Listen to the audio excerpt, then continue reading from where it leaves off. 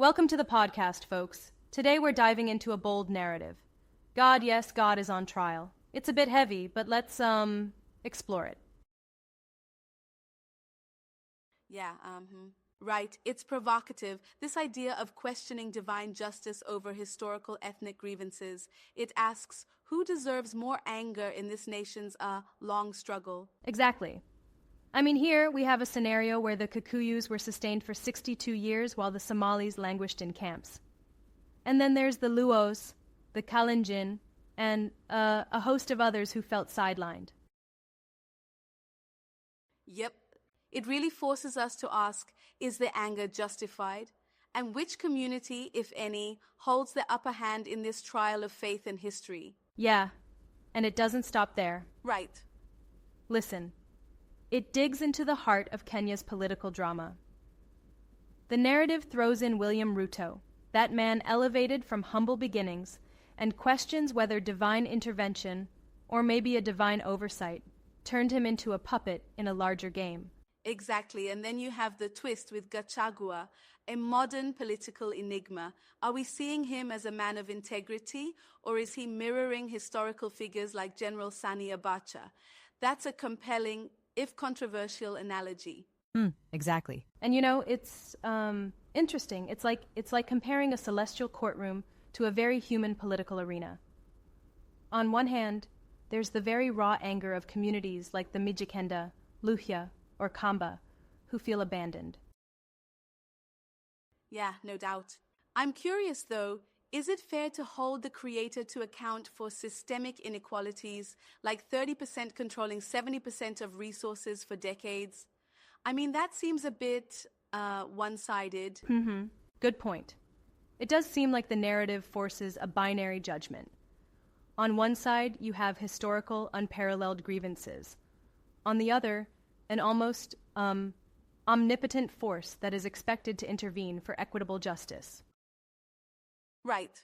And then there's the RTO equalization plan, the attempt to integrate the marginalized 70%.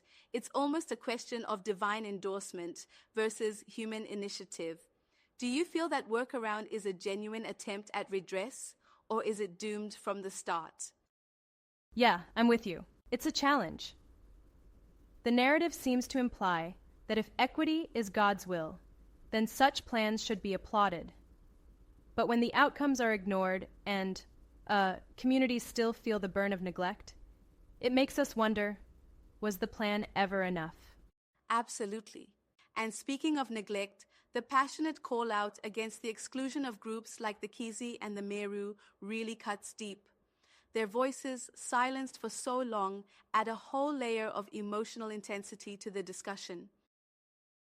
Yeah, indeed. Right. It forces us to ask, in this grand narrative of divine oversight and human ambition, are these communities just collateral damage? It's a tough call to make. Yeah, that's something to really chew on. Now, here's a respectful challenge.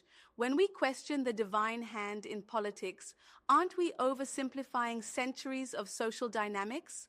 What if, in some twist of fate, these divine oversights are actually reflections of human imperfection? That's a valid critique. Certainly, but the podcast's daring approach is in its provocation. It doesn't settle for a clean moral resolution.